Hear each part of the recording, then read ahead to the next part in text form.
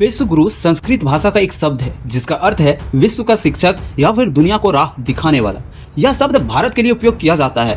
प्राचीन काल में भारत अपने आध्यात्मिक ज्ञान, शिक्षा, विज्ञान और कला, मजबूत अर्थव्यवस्था के कारण पूरी दुनिया का मार्गदर्शन करता था।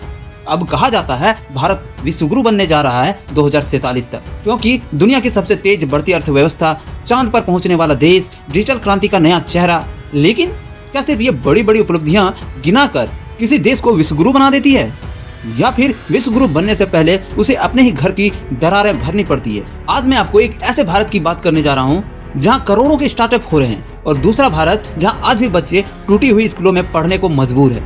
एक तरफ चमचमाती मेट्रो सिटी और दूसरी तरफ ऐसे गांव जहां बारिश आते ही सड़कें गायब हो जाती है।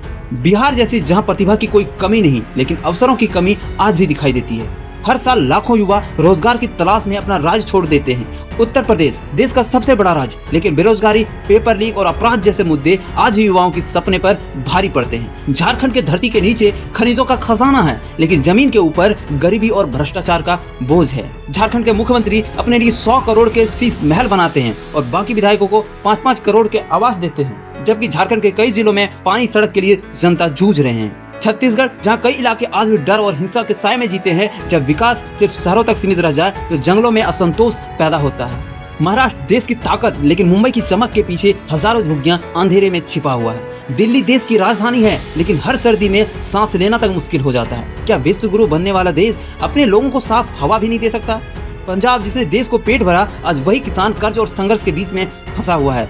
राजस्थान जहां पानी आज भी कई लोगों के लिए संघर्ष है, वहीं 21वीं सदी का भारत, लेकिन आज भी लाखों महिलाएं कई किलोमीटर दूर से पानी लाती है। दक्षिण भारत जहां टेक्नोलॉजी और शिक्षा में नई पहचान बनाई चुकी है, लेकिन ट्रैफिक, बाढ़ और बेरोजगारी जैसी चुनौतियां आज भी मौजूद हैं। पूर्वोत्तर भारत देश का सबसे खूबसूरत हिस्सा है, लेकिन विकास की दौड़ में सबसे ज्यादा नजरअंदाज किया जाता है। और सबसे बड़ा सवाल शिक्षा और स्वास्थ्य। कई सरकारी स्कूलों में शिक्षक नहीं, अस्पतालों में बेड नहीं, दवाइयां नहीं, डॉक्टर नहीं। लेकिन भारत दुनिया का सबसे युवा देश कहलाता है, लेकिन यही युवा आज सबसे ज्यादा परेशान दिखाई देता है। डिग्रियां बढ़ रही है, लेकिन नौकरियां नहीं। भारत कमजोर नहीं, भारत में क्षमता की कमी नहीं, लेकिन विश्व गुरु बनने के लिए सिर्फ भाषण नहीं, व्यवस्था बदलनी पड़ती है। जब तक हर राज्य का विकास बराबर नहीं होगा, हर बच्चे को शिक्षा नहीं मिलेगी, हर युवा को अवसर नहीं मिलेगा, तब तक विश्व गुरु सिर्फ एक सपना रहेगा।